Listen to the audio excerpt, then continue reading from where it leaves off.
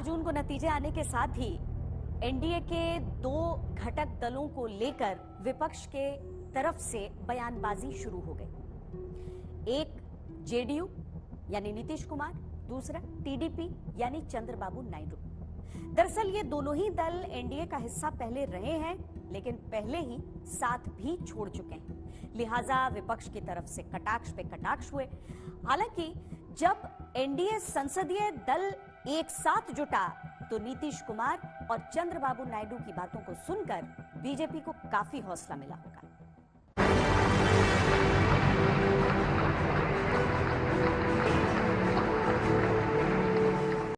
अंग्रेजी में कहावत है, action speaks louder than words, यानी करनी कथनी से ज्यादा ताकतवर होती है। कुछ ऐसा ही नजर आया संसद के सेंट्रल हॉल में।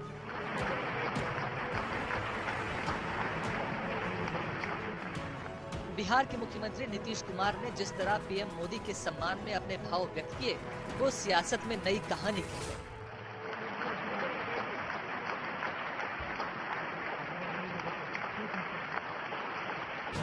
नीतीश कुमार जब भाषण देने उठे तो प्रधानमंत्री मोदी ने उन्हें रास्ता देने के लिए कुर्सी छोड़ दी।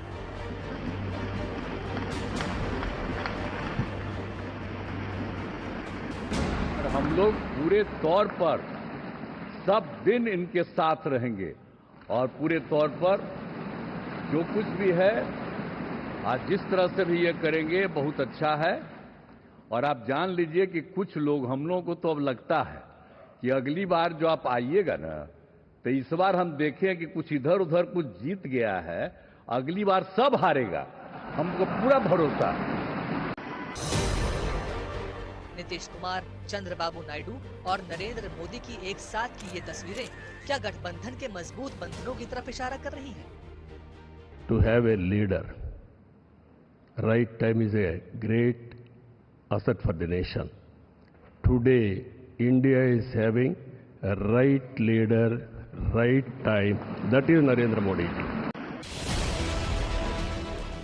स्थायी सरकार के लिए जरूरी है कि ये दोनों दल एनडीए के साथ रहें। 4 जून के बाद से दोनों दलों को लेकर खूब बातें हुई, लेकिन एनडीए की सबसे बड़ी सहयोगी टीडीपी ने उठ रही हर आशंका को खारिज किया और चंद्रबाबू नायडू ने दावा किया कि तीसरी बड़ी अर्थव्यवस्था बनने के लिए मोदी जरूरी है।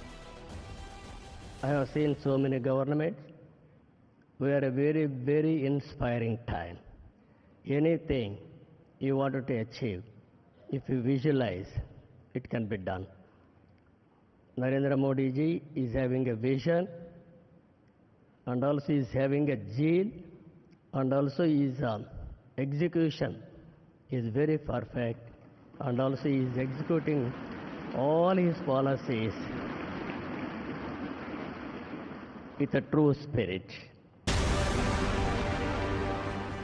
नरेंद्र मोदी के प्रधानमंत्री बनने के बाद उस पद पर बने रहने की सबसे जरूरी शर्त यह है कि एनडीए के दोनों सहयोगी यानी चंद्रबाबू नायडू और नीतीश कुमार एनडीए के साथ बने रहें।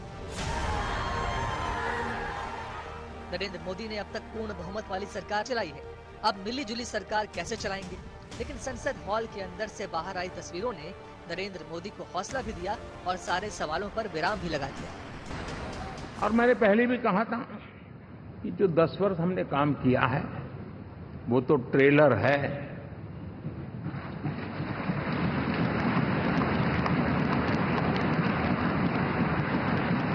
और वो मेरा चुनावी वाक्य नहीं था, ये मेरा कमिटमेंट है।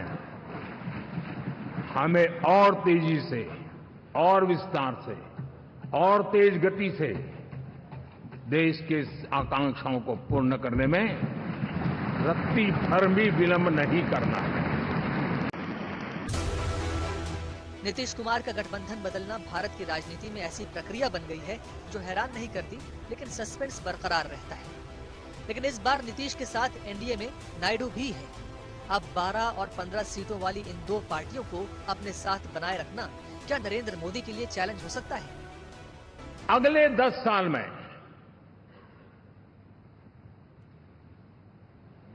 मैं बहुत जिम्मेवारी के साथ कह रहा हूं, अगले 10 साल में